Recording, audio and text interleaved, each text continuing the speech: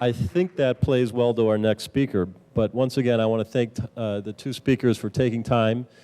The sequence of today's speakers was well thought out of. So we wanted to bring up the first two speakers, an engineer, how an engineer thinks, and bring in a marketing person and how they work together.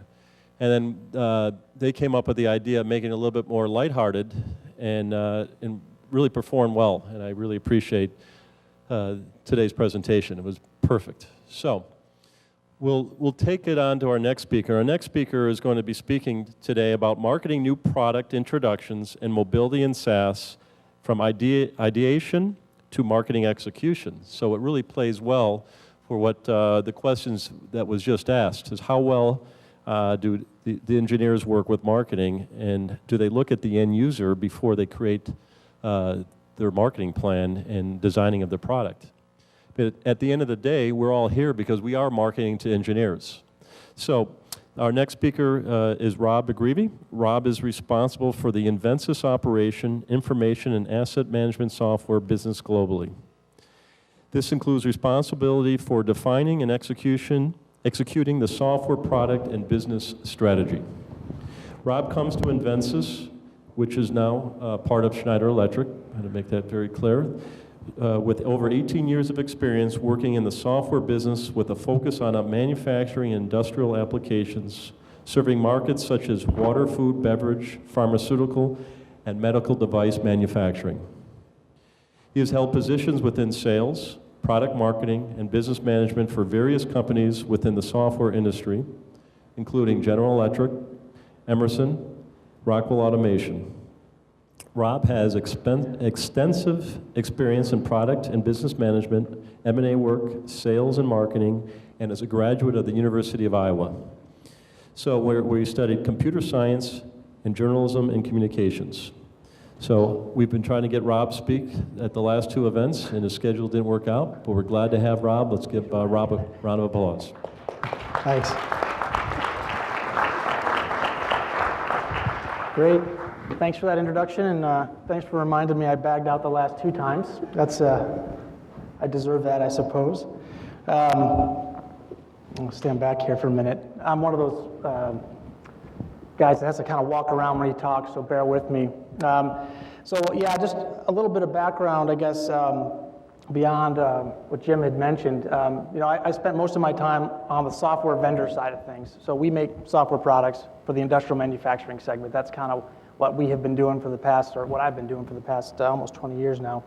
And I certainly have more of a business responsibility now, but product marketing, product management, launch process, Marcom, all the stuff that we do, it's critical. It's absolutely critical what we do. So I think what I'd want to point out is that even though I have a line of business responsibility, marketing is right in the front and center of what we do every day, because it's super critical to get that right.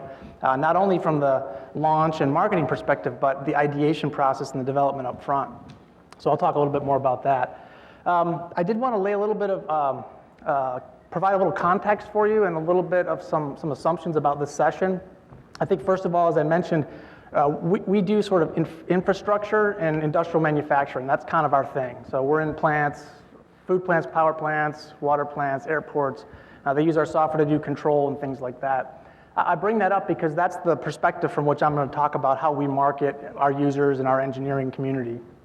Second thing I would say is that we certainly address engineering, but I don't want to leave out the IT side, because more and more in industrial manufacturing and infrastructure, these things are becoming married together, where we have engineering IT, or manufacturing IT, that's part and parcel to engineering. So those lines have certainly become blurred, and that has implications for how you want to market, or at least how we perceive you should market and sell and promote things as you build your campaigns out. So that's another, I guess, piece of context for you, is that's the perspective I'm coming from.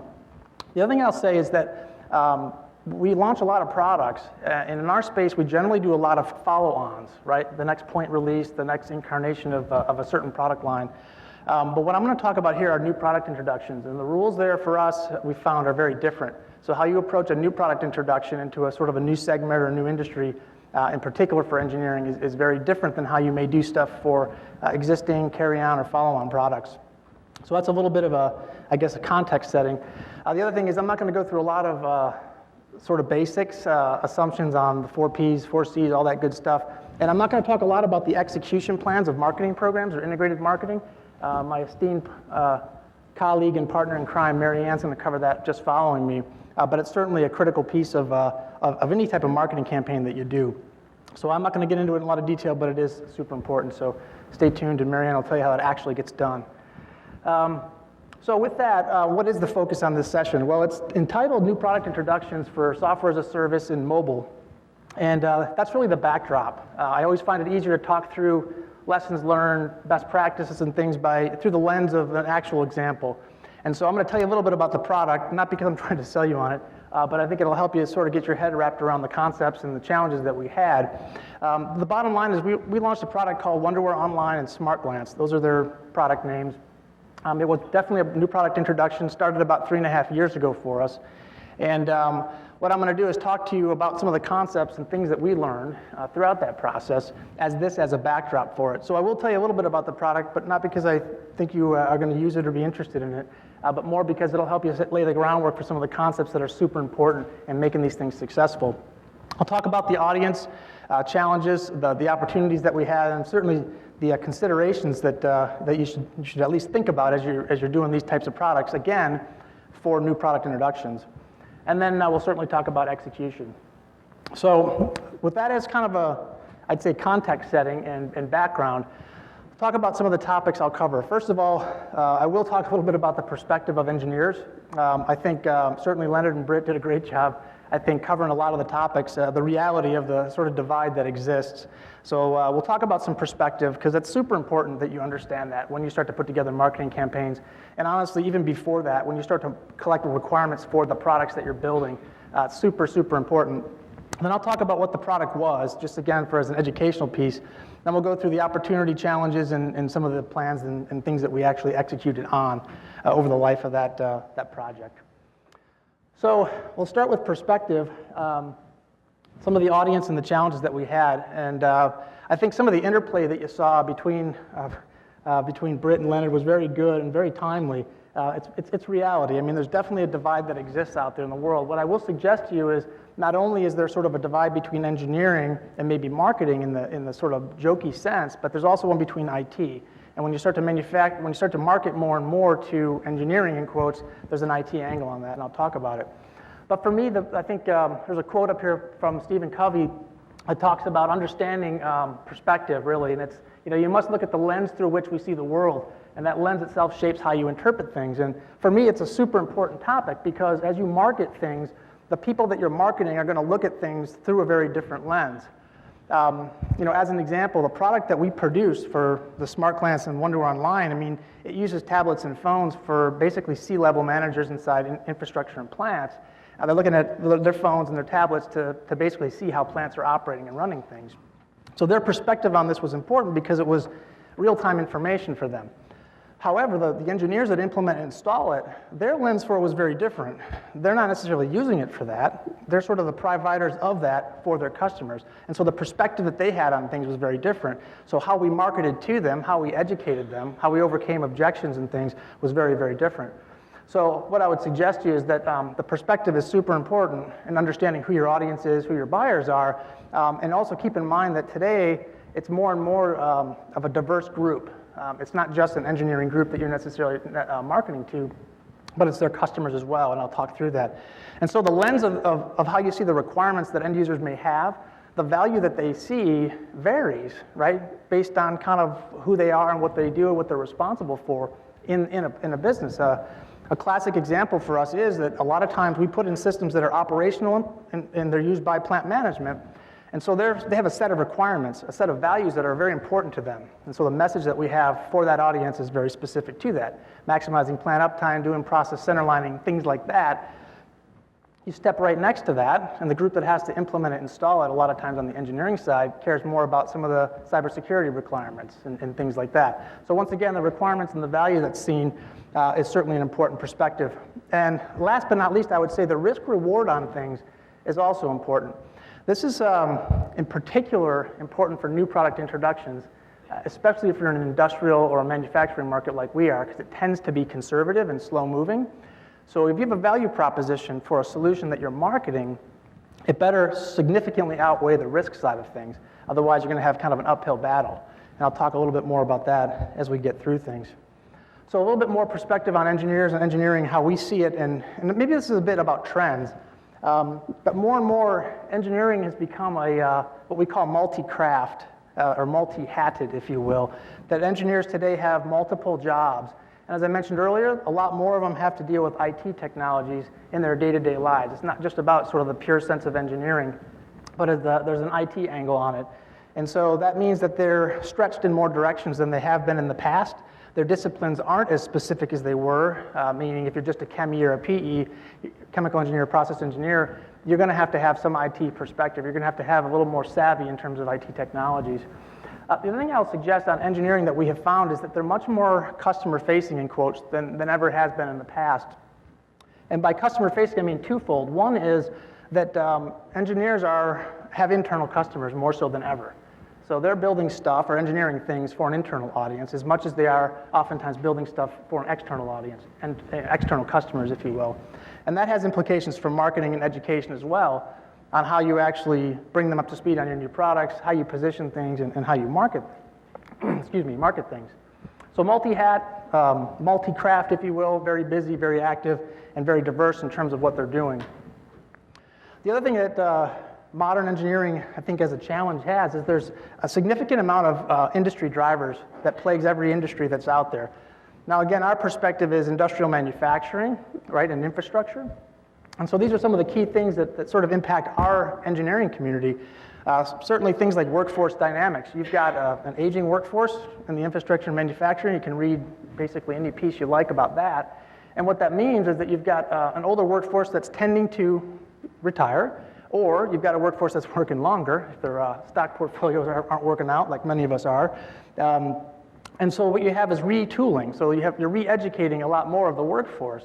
And that sort of taxes the engineering world. Plus you've got a lot of new people coming on board, younger generations just out of college, that bring with them a new dynamic in terms of workforce, different expectations on how technology should work, usability, things like that. So in addition to that, other market dynamics that face engineering are things like regulatory compliance in our industry. Pharmaceutical, food and beverage, so FDA, CFR Part 11. There's all these different regulations that impact engineering that sort of stresses what they have to do every day in order to deliver their solutions, their products, right, in order to be successful. So you have to keep these industry drivers, right, these dynamics in mind as you sort of put yourself in the seat of your buyers or the people you're marketing to. So besides industry drivers, there's also a tremendous amount of technology trends that sort of can't be ignored. And Leonard talked about sort of the tech side of engineering, the sort of geeky factor, right, of all the specs and all the cool stuff. Yeah, there's that, for sure. But it can't be ignored, right, all joking aside. Things like mobile technology and mobility, things like tablets, things like software as a service and cloud, they're an inevitability. And they're things that certainly have to be managed by engineering groups, and they have significant, deep sort of implications for how businesses will operate now and in the future. And I bring this up because as you start to look at launching new products and marketing to people, a lot of these things can catch you by surprise. In fact, a few of these did catch us by surprise, which I'll talk about in a little bit later here. The other thing about modern engineering is, innovation and technology is expected, very much so. I mean, there is a side of all engineers that just love to see a lot of the interesting technologies, but it has to be done in a very pragmatic way or practical way, and Leonard sort of, I think, clued us in on some of that earlier. So innovation and technology for what you bring to market has to be interesting to them, but it also has to be very pragmatic in terms of helping them address their problems, whether it's those industry solutions I mentioned earlier or the industry dynamics or the technology trends. And how do these things actually help address that and do that in a very pragmatic way. I think the other thing that's probably the most common is a super amount of, we'll call it healthy skepticism. It's the show me crowd for sure. And the classic lines are always, it sounds like marketing to me, bring me out the proof points, show me kind of how your stuff works. Not only is this important for an engineering audience, but when you're launching a brand new product that hasn't necessarily been proven in the market, and you're using new technologies and new terminologies like cloud, like software as a service or mobility, which was our case, this becomes even more important issue to deal with. In fact, it reminds me, there was back in the day when I used to do a lot of product-centric things with customers, voice of customer sessions, there was a particular customer, he had a saying that he said, how real, it had to do with how real your product actually was. And he said, the reality of your product is basically inversely proportional to the number of slides or pages in a brochure you have. In other words, the more slides you show me, the less product you probably have. Or the more pages in your brochure, the less real your product is. And that's really the epitome of this whole sounds like marketing to me and the whole credibility game that we see quite a bit. I'd say lastly on the engineering and marketing front, cool stuff still rules the day. So yes, there's a pragmatic piece. Yes, it's got to have business value. We'll get into all that. But there's also a coolness factor that you can tap into that's going to help you promote things much better. We leverage the heck out of the solution that we're talking about on the fact that it was very hip, very cool, it's very social, it's mobile, it's cloud, blah, blah, blah. So there is a coolness factor here that certainly applies to the psyche of engineering and manufacturing IT. Now, having said all that, our goal is to sort of market better, deliver products, and in a lot of cases, sell more revenue, more profitability, all that good stuff. So the question you have to ask yourself is how do we, when we look at this engineering community, how do we give them more time, right, in their days? If they're busy, if they're multi-hatted, if they're doing lots of different things, how do you make their lives easier, right? What are the things that help them get promoted? What are the things that they get fired for, right? And sort of help them along the way to address those things. How do you make life easier for them? Because again, if you've got all these industry and technology trends that are spinning around there, regulatory compliance, technologies, how do we make that simpler, right, for the end user, right, for the audience? And your message has to speak to that. How do we keep it cool, right? Especially in our industry where it's industrial manufacturing and infrastructure, there is a lot of cool stuff going on, but it tends to be a conservative market, tends to be more slow moving. And so how do we make that more progressive and interesting? And along the way, how do you address those in industry, those technology trends, and address the business challenges that we have? And oh, by the way, how do you do that in a credible fashion so people know it's real, believe it's real? And again, keep in mind, this is from the perspective of a new product introduction, so an area where we haven't really sort of been, and there really aren't any sort of incumbents in the market. So that's really the challenge. So that's the backdrop. Bottom line, keep in mind the perspective of the engineering and the audience that you're using. Know that the dynamics there have changed. Know that there's oftentimes multiple personalities, or sometimes we call them personas, that you have to understand and market to and address to. What I'll do now is talk a little bit about seamless process and production experience. This is the product that we launched. Again, I'll just keep it to 2 minutes so I don't torture you with too much detail on it, but I do think it's important to understand. And again, as a backdrop, industrial manufacturing, controls, right, that software world, and taking some fairly progressive stuff into that market about 3 years ago. So the product itself is called Wonderware Online and SmartGlance, not necessarily important, but that's what they are. It leverages cloud technologies because that was a technical enabler for us that lowered the cost complexity of releasing these solutions to market. It used to be super expensive. You stand up a server, you install software, you add a bunch of people, and before you know it, the average server loaded costs about 50 grand for basically 50 grand a year per server that you stand up in a major corporation these days. Those are some of the rates that you'll see. This is a very cost-effective way of doing that because it's using cloud and leveraged technologies. Second piece of it was mobile clients, enabling production manufacturers, process engineers, C-level people to actually see on their mobile devices what's going on in the plants. It's like the first thing all of us probably do every day is turn your smartphone on, take a look at the news, critical emails, text messages. This is that for plants and infrastructure and manufacturing, okay? And there's a great deal of value in this real-time decision-making, allowed them to prioritize work. It really addressed a lot of needs in our industry and our market. And so it was a great in terms of concepts and perspective, and it's really doing well here. But as you'll see, there were quite a bit of some challenges that we had along the way. So here's a real quick demonstration for you. So in our world, the way manufacturing works is you've got a lot of different plants or facilities that tie to PLCs, controllers, devices, basically different systems and sources that feed information up. All that stuff is typically dealt with in a siloed fashion, and meaning they're really dealt with where one plant can only see a certain amount of information. And that information is typically trapped. You can't necessarily see other systems, you can't see other plants. I think you might have to hit play, by the way, on this animation for it to go. Yeah, maybe hit that, see if that works. There we go, it's a little better. There's nothing overly dramatic here, by the way. So as we basically have plants or facilities that are connected to these different control units, lighting systems, lifts in airports, all these things, it becomes easy to manage them on a very secular, sort of simple level, where it's a singular unit that basically gives you visibility into those. The problem is that it's very hard today to manage multiple plants, multiple sites, multiple assets, and that's where everything's going. Supply chains are becoming more and more complicated. All the sort of different technologies that are out there make it more difficult for you to do this. I don't know what this is, but that's not it.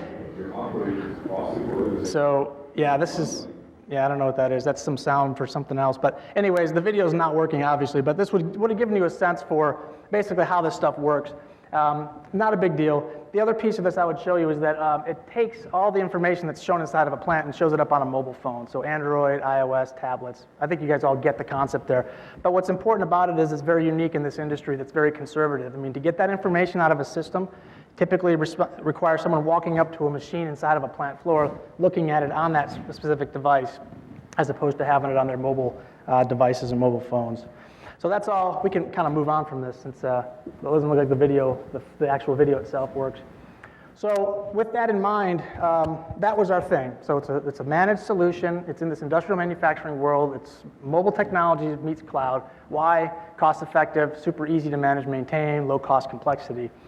So as far as the market opportunities and challenges go, a couple things. On the opportunity side for us, it was a great opportunity because this was super valuable.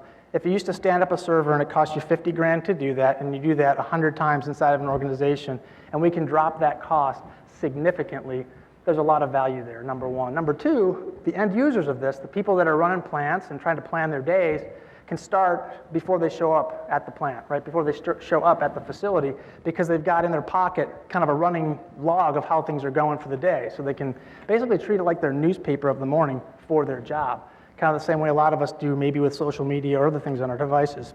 So it was super valuable in terms of value proposition. It was definitely innovative. In our industry, no one had really talked about this at all 3 years back, 4 years back. And so we knew we had kind of a first mover advantage we wanted to take advantage of from the marketing perspective, which of course is also beneficial. It addressed the industry and tech trends that we talked about.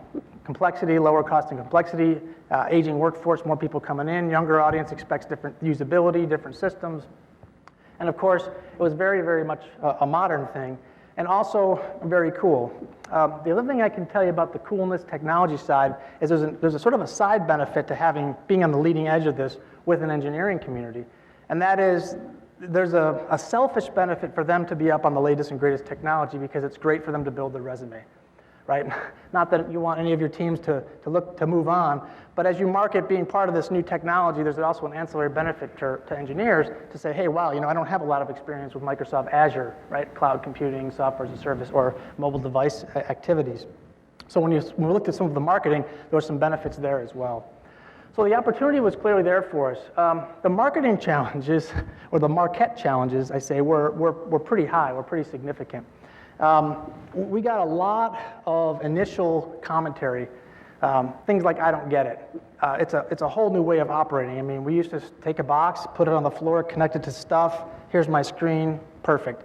Now I'm seeing diagrams of clouds and people's little game devices showing my plant.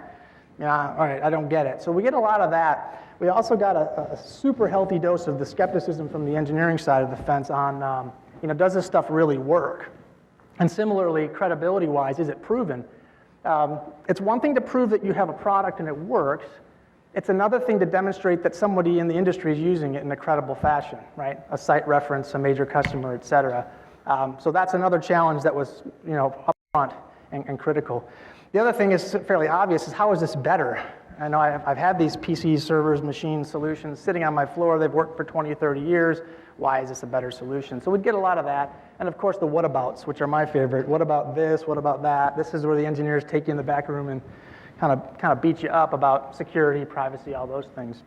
And so for each one of these, we really systematically had a plan, a marketing plan, a launch plan, a set of activities to go and take these things down one by one. On the I don't get it side, we had to do a tremendous amount of missionary work, if you will, educating the industry and the market on some of this stuff because it was new. It's not like people knew what these things were and how they worked. We spent a lot of time on the demonstration side. In fact, one of the first things I'll get into we did is we work on demos to show people this stuff's real and put it in their hands quickly and easily.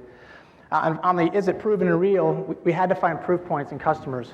It's very hard to do on a new product introduction, especially before it's launched, because by definition, you don't have any customers. So that's a challenge. And then, of course, on the value props, making sure that it's clearly articulated for the different audiences that you have. Plant managers will have a very different value prop that they care about than will the engineers that are installing and configuring it, right? Than the quality techs that may use it, or the cybersecurity person who's auditing the heck out of how this stuff works. And then on the what about side, making sure we have a message around product, that it's secure, it's protected, all these types of things. And that sort of leads us to, okay, the marketing plan and execution. And I will also say that the question earlier came up, about sort of launching and who drives what. We definitely work with engineering, product management teams side by side from the get-go. The business side leads in terms of what we're going to build, how we're going to build it, where we want to go, and the engineering teams, the marketing teams all sort of rally around that. We don't divide. We used to do that 15 years ago, divide and conquer. Here's my requirements doc, throw it over the wall to engineering. That's just not how we roll. And if there's interest in the Q&A session, I can talk more about that. But here's the marketing plan and execution. And I'm just going to give you some highlights, because again, Marianne will talk more about how you run an integrated campaign far better than I could.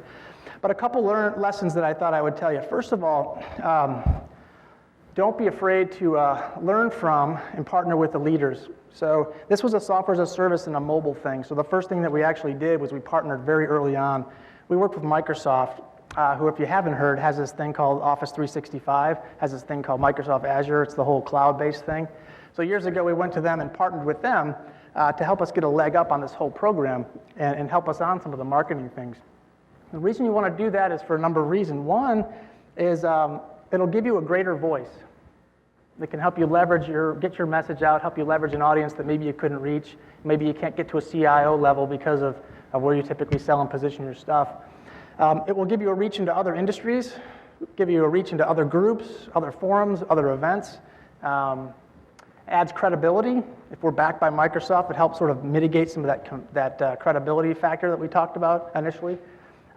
Collaboration. As we started to look at plans, including our marketing activities and launch plans, they collaborated with us, gave us inputs, helped us craft our message. They certainly helped on the education and the missionary side. Half the objections that we had heard, is it secure, is it reliable, is it protected, blah, blah, blah. Well, guess what? They had already done that work 10 years ago, or 7 years ago at the time.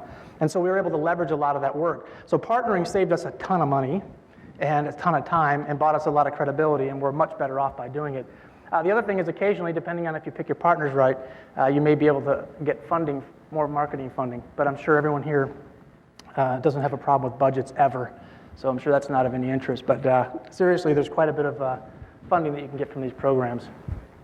So let's talk a little bit about the marketing plan around education. So as I mentioned, this was kind of a new thing in a new space in our world, right? Certainly all the social bots have been running around with Facebook, Instagram, Snapchat, streaming music. But cloud, software as a service, and mobile in our industry, right, in our industrial manufacturing segment was not new. So we spent a lot of time working on the market with webinars, seminars, our user group meetings, and our sales and marketing conferences. So we put together a series of seminars that were really educational about what is this stuff, what does it mean, how does it help us, and we did that with a number of different partners. But that was a key part of this education, is almost missionary work. Like before you start sort of promoting and selling your stuff, you kind of have to educate the market that, hey, this stuff's out there, it's real, and it's pretty provocative stuff in terms of what it can do for our industry, for our world, sort of transformational. We also worked quite a bit with, obviously, press and media outlets just to talk about this.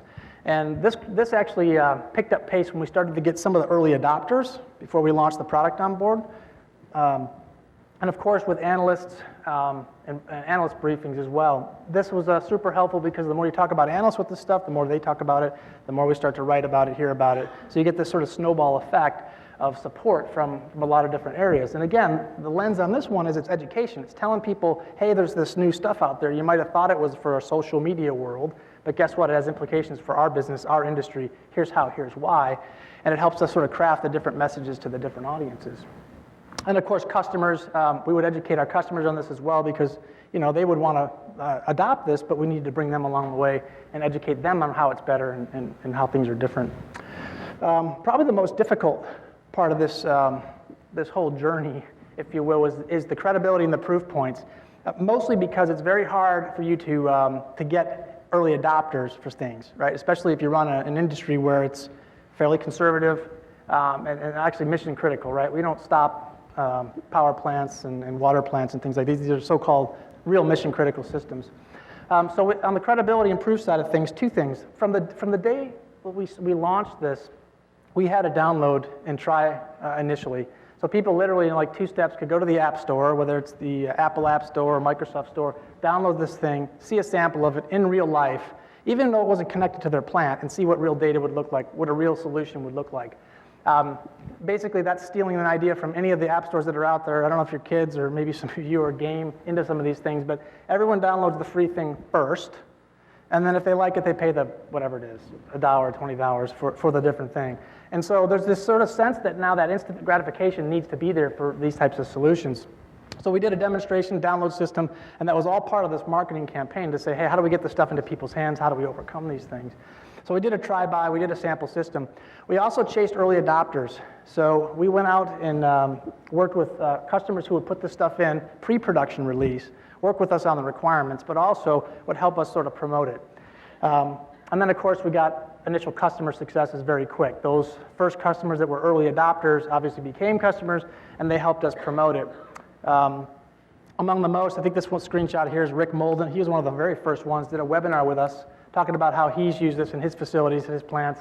They basically make asphalt for all the street crews that run around and patch the streets and put in asphalt. The other early customer adopter we got was General Mills, who presented at some of our customer events for us on how they've used it to enable their all their food manufacturing plants and how their plant managers use that as basically a daily dashboard before they head into work. So having these customer successes and early adopters were critical because then they sort of fed into our campaigns. We could talk about them, we could write about them, we could have them present for us at our user groups and at our different events.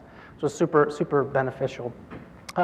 Since the last demonstration of this didn't work, I'm guessing this one probably won't too, but this was just more or less an anecdotal example of some of the outputs that the marketing team created around the educational pieces. So we worked with Microsoft, who really provided us with some great guidance on how do you tell a story in about 2 minutes about what this thing is about, what this solution's all about. So we'll try, and if it works, I'll talk through it. If not, then I'll just tell you, well, that looks a little better.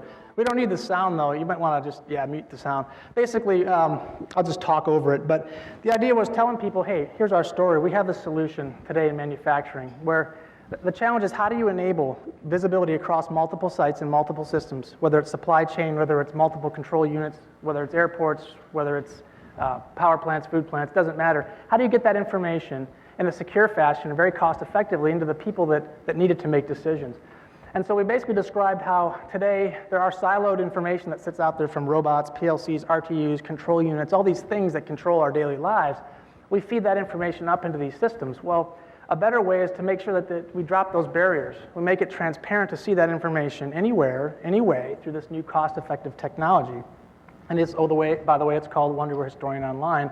It's this fully featured environment where you can take all the information that exists inside of a facility, whether it's pumps, flow rates, water temperatures, energy consumption, feed it up into this system. And then we have this ability for you to see it anywhere you are, off the plant floor, on the plant floor, in your car, not while you're driving. And basically what it does is allows us to take that information, feed it up, display it through these applications, these mobile applications on smartphones and tablets, and allow you to make better decisions. And of course, all this technology that's behind Smart Glance, behind this Wonderware Online, is all based on a brand and a company that you might have heard of called Microsoft. And it's all based on Windows Azure. And so this basically came out, and this talks about the value props that Windows Azure brought to the mix, quick and easy implementation, really boiled down the salient points of the educational stuff that we came up with as we sort of rolled out this program, and boiled it down into a nice, really super succinct sort of 2-minute vignette that sort of educates people on what it is, why it matters, and how it works. And so there was a raft of these types of activities, these types of deliverables that were used by the marketing teams as part of the campaign that actually made quite a difference in the overall campaign for us. So So that's just one example. Again, there's lots of other ones, and Marianne will talk a bit about some of the things that we also did in these integrated campaigns. The other thing I'll say is getting the word out. So once we sort of got through that missionary work, if you will, the initial stages, the education, kind of learning these things, we did quite a bit of work on awareness. Web, as you'd expect, sort of web content, web pages, links into different things, certainly things like Google AdWords. Obviously, we did a lot of what I would consider old school, at least in our industry, which are road shows, where we literally would partner with Microsoft, go to their offices, we'd host customers, have them come in, and we'd spend a half a day talking to them about what this solution, this technology can do for their industry, for their business. So it had to do with, obviously, all the things that go along with that, mailings and getting sure that invitations were out there, the message was right, get them in. We had lead gen that was part of that. So the road shows were actually, I think, very effective in this because there's nothing like having a captive audience, right, to be able to talk to them about your solutions. And of course, social media. The other thing I haven't spent a lot of time on is, but we were very, very careful about the value-focused and customer-facing message of this. It's very easy on the engineering side to get into the tech-weenie, cool, bits, bytes stuff, and yeah, we had to have that. But to be honest with you, when we initially started this campaign, that stuff was, I would say, more front and center, and it caused us more trouble. What we found is that as soon as we had the customer examples and we showed them what it could do and people that were using it, a lot of the objections and the tech stuff sort of went away. It was still there, but it became in the background, not the foreground. And so you ended up talking about addressing those as oh, by the way, do you do those things, as opposed to, I'm not sure we can do this because it's on a mobile device, and I have a corporate policy that says this. So the value-focused messaging was certainly an important part of this, and that customer-facing angle was certainly important as well. So I guess the other thing I would say about this on the marketing plan of attack, and I can't remember if Marianne talks about this, but best laid plans, but be flexible. We started this thing off, like I said, about 3.5 years ago, and I'll tell you the initial plan and idea is very different than how we ended up. And that's particularly useful for new product introductions, new areas of the business, because you don't know what you don't know. So I can't tell you enough, be flexible, iterate, refine your message, refine working, and the sooner you can get out in front of your customers, in front of your users, use that, right? Use that information, that feedback. It'd be immensely valuable to you, rather than waiting to the very end and big bang, here goes the launch, here goes the release. Because my experience is most times on NPIs like that, if you take that sort of waterfall approach, you're going to get it wrong. And so it's better to have an iterative process along the way. The other thing is listen to feedback. Our partners in this Microsoft had already gone through a lot of these hurdles and said, oh yeah, you don't want to go that way. We did that and it hurt. So go this way, right? Go right instead. Customers, distributors, partners, and sales teams are also very instrumental to getting the messaging and the marketing right on these things. And honestly, a lot of the analyst firms as well. And I guess the last thing is obvious, is don't be afraid to sort of learn on these things. Learn on the fly. Make the decisions that you think are the right sort of course, and don't be afraid to course correct. I've seen a lot of people sort of struggle with making a decision that, going back on a decision that they made, not with campaigns like this. Fail fast is, I guess, the startups.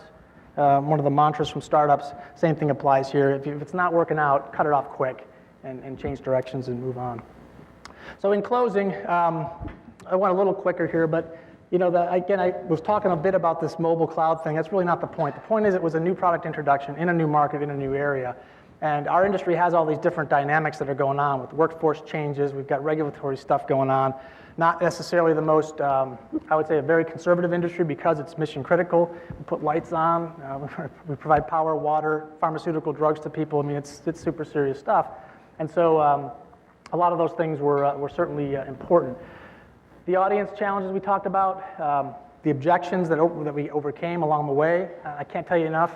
Get those up and identified early and often, and then have a real succinct message and approach to how you're going to attack those things. If the objection is cybersecurity, have a solution for it. Make sure that your sales teams, marketing teams know how to message around that. Make sure your value propositions are very quick. And like I said, focus on, in this case, educating the market, getting the users to understand what's going on, what the market's actually doing. Demonstrate the value, show them it's real. take out the healthy skepticism, get early adopters as early as often, and then all those things, they sort of pour into this, this great marketing machine that you can use. And you have early adopters, they use your stuff, they love it, they become a success story. When they become a success story, they're speaking at your user event. When they speak to your user event, other people talk to them and say, oh, wow, this is great. If General Mills is using this, it must not be too bad. And it just sort of has these sort of fingers that spread. So I guess like I'd say, the last thing I would say is execute like mad. A lot of these things, they just don't happen without a lot of hard work. And setting up road shows and seminars, I know certainly Mary Ann can talk more about this, and she spent more time doing it than I did. But there's a heck of a lot of work, as you all know about this. But it certainly pays off to be diligent and to work hard on these things. That's the type of stuff, yep. And how did you address it in your marketing collateral? Sure. So two sides of that. How do we do this? Address the cybersecurity. First of all, it has to be built in from day one. So it's not something you just say later on, we'll make it safe and secure. It's got to be cyber secure initially. Now, luckily, by partnering with Microsoft, we were able to head off a lot of that stuff initially. They obviously they have a team of people that wake up every day and all they worry about is cyber. So we tagged off them in terms of how to develop this and do it. The specifics of it are we can restrict the way in which we share information with the cloud. A lot of cases, it's one way only. So the information is delivered up, but no one can maliciously get in and actually go back into a plant and make control decisions, for example. So there's different layers of security that were implemented as a part of this that made it the way that it is. And again, it's largely in part by working with partners like Microsoft, and there's others that helped us develop that and build it. Now, from the messaging and marketing side, we also worked with companies like Microsoft and a few others that helped us on the messaging side of how to position these things and how to describe them. We also created white papers for the tech audience on how the best way to secure these things. It gets into the bits and bytes of the protocols and the HTTPS and blah, blah, blah stuff. But those are all sort of collateral pieces that were certainly part and parcel of this. But to be honest with you, I think the single biggest thing that made the difference was when customers adopted it.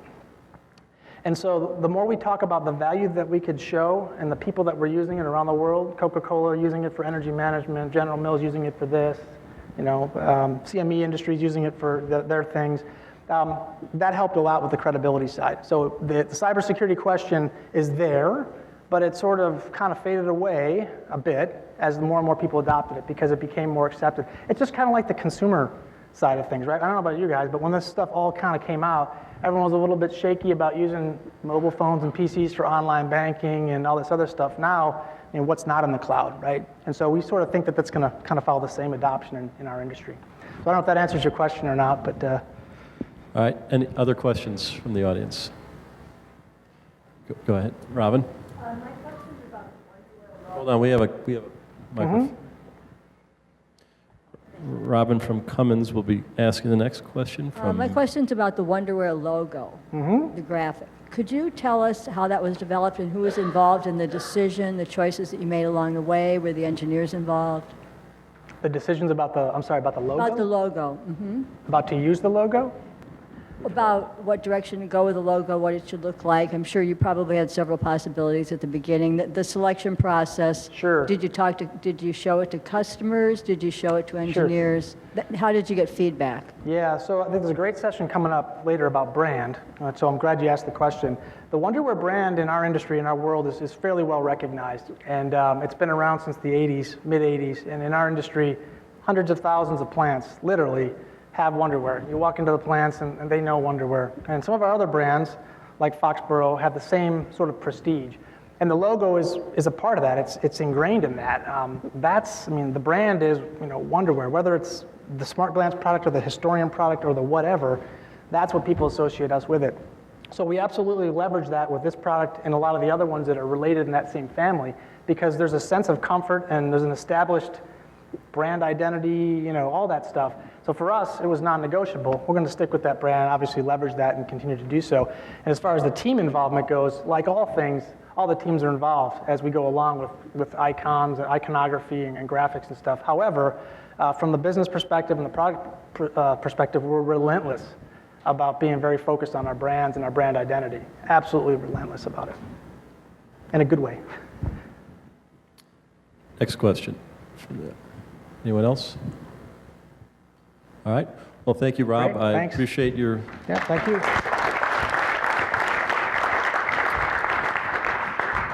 Details to that presentation.